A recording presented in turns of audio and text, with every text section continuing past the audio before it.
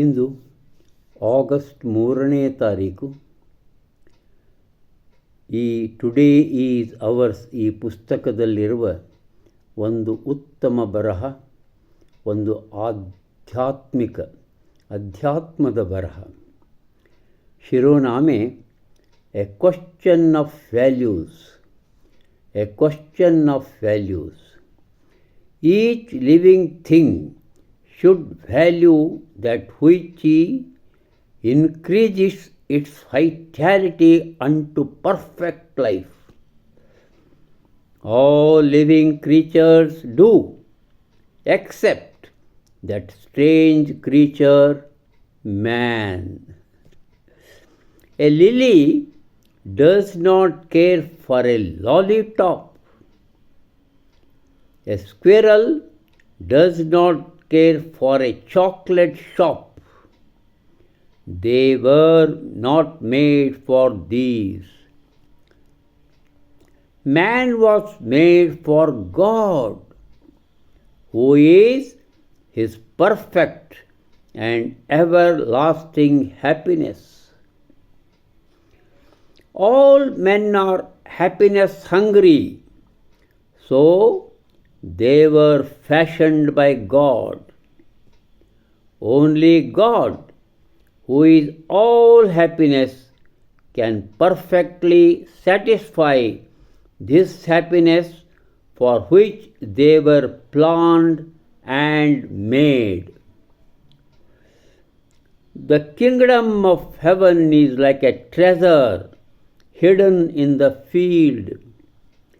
A man who finds it in his joy goes and sells all that he has and buys that field. ಕೆಳಗಂಡ ಬರಹ.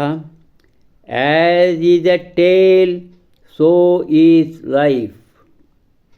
Not how long it is, but how good it is what matters. Seneca. ಮೌಲ್ಯಗಳ ಕುರಿತು ಒಂದು ಪ್ರಶ್ನೆ. ಪ್ರತಿ ಜೀವಿ ತನ್ನ ಜೀವನದ ಚೈತನ್ಯವನ್ನು ಪರಿಪೂರ್ಣ ಜೀವನದತ್ತ ಸಾಗಿಸಲು ಮಹತ್ವವನ್ನು ಕೊಡತಕ್ಕದ್ದು. ಅಂದರೆ ಮೋಕ್ಷ ಸಂಪಾದನೆ, ಜ್ಞಾನ ಸಂಪಾದನೆ ಅಂಥೇಳಿ ಎಲ್ಲ ಜೀವಿಗಳು, ಎಲ್ಲ ಜೀವಂತ ಜೀವಿಗಳು ಇದನ್ನು ಮಾಡ್ತಾವಂತಾನೆ ಇಲ್ಲಿ ಮಾರುಸೋರು. ಆದರೆ ಓರ್ವ ವಿಚಿತ್ರ ಜೀವಿ ಇದ್ದಾನೆ. ಯಾರವ? ಮನುಷ್ಯ ಇದನ್ನು ಮಾಡ್ತಾ ಇಲ್ಲ, ಅವ ಮನುಷ್ಯ. ಈ ಕಮಲದ ಹೂವದಲ್ಲ, ಅದಕ್ಕೆ ಲಾಲಿಪಾಪ್ ಬೇಕು ಅಂಥೇಳಿ ಯಾವುದೇ ಒಂದು ಕಾತರ ಇಲ್ಲ, ಆತರೂ ಇಲ್ಲ. ಅದರಂತೆ ಇಣಚಿಗೆ ಚಾಕ್ಲೇಟ್ ಅಂಗಡಿಗಾಗಿ ಎಲ್ಲದಂತ ಹುಡುಕಾಡ್ಕೊತ ಹೋಗಲ್ಲ. ಏಕೆಂದರೆ ಈ ಜೀವಿಗಳು ಅದಕ್ಕಾಗಿ ಇರುವುದಿಲ್ಲ, ತಮ್ಮದೇ ಆದ ಒಂದು ಬದುಕನ್ನು ಕಟ್ಟಿಕೊಂಡಿರುತ್ತವೆ. ಮನುಷ್ಯ ಸೃಜನೆಯಾಗಿದ್ದು, ರಚನೆಯಾಗಿದ್ದು ಅವ ಪರಿಪೂರ್ಣನಾಗುವುದಕ್ಕಾಗಿ ಹಾಗೂ ಶಾಶ್ವತ ಸಂತೋಷವನ್ನು ಪಡೀಲಿಕ್ಕೆ ಸಲುವಾಗಿ, ದೇವರ ಸಲುವಾಗಿ, ಶಾಶ್ವತ ಸಂತೋಷವಾಗಿರುವ ದೇವರನ್ನು ಪಡೆಯುವುದರ ಸಲುವಾಗಿ ಮನುಷ್ಯ ಸೃಜನೆಯಾಗಿದ್ದಾನೆ. ದೇವರು ಎಲ್ಲ ಮನುಷ್ಯರು ಸುಖ ಸಂತೋಷಗಳ ಹಸಿವೆಯಿಂದ ಇರಿಸಿದ್ದಾನೆ, ರೂಪಿಸಿದ್ದಾನೆ, ರಚಿಸಿದ್ದಾನೆ. ಆದರೆ ದೇವರು ಮಾತ್ರ ಯಾರು ಸಮಗ್ರವಾಗಿ ಸಂತೋಷದವನಾಗಿದ್ದಾನೋ ಅವನು ಮಾತ್ರ ಈ ಮನುಷ್ಯರನ್ನು, ಯಾರನ್ನು ಆತು ಸೃಜಿಸಿ ನಿರ್ಮಿಸಿದಾನೋ ಅವನನ್ನು ಅವರು ಸಂಪೂರ್ಣವಾಗಿ ತೃಪ್ತಿಪಡಿಸಬಲ್ಲವನು ದೇವರ ಆರಾಧನೆ ಮಾತ್ರ, ದೇವರನ್ನು ಕುರಿತು ಮಾಡುವ ಪ್ರಾರ್ಥನೆ ಮಾತ್ರ. ಅದನ್ನು ಮಾತ್ರ ಅವ ಸಂತೋಷವನ್ನು ಪಡೀತಾನೆ. ಒಂದು ಹೊಲ ಇದೆ, ಆ ಹೊಲದಲ್ಲಿ ನೆಲದಲ್ಲಿ ಅಗದಂಥ ಅಪೂರ್ವವಾದ ಮಹಾನ್ ಸಂಪತ್ತಿದೆ ಅಂಥೇಳಿ ಒಂದು ಉದಾಹರಣೆಯನ್ನು ಕೊಡ್ತಾರೆ. ಆ ಸಂಪತ್ತು ಅದು ದೇವರ ಒಂದು ಸಂಪತ್ತು, ದೇವರ ಸ್ವರ್ಗದ ಸಂಪತ್ತು. ಅದನ್ನು ಯಾವ ಮನುಷ್ಯ ಕಂಡುಕೊಳ್ತಾನೋ, ಕಂಡು ಹಿಡಿತಾನೋ ಆತ ಹೋಗಿ ಅದನ್ನೇನು ಮಾಡ್ತಾನೆ, ತನ್ನಷ್ಟಕ್ಕೆ ತಾನು ಇಟ್ಕೊಂಬುದಿಲ್ಲ, ಎಲ್ಲರಿಗೂ ವಿತರಿಸ್ತಾನೆ.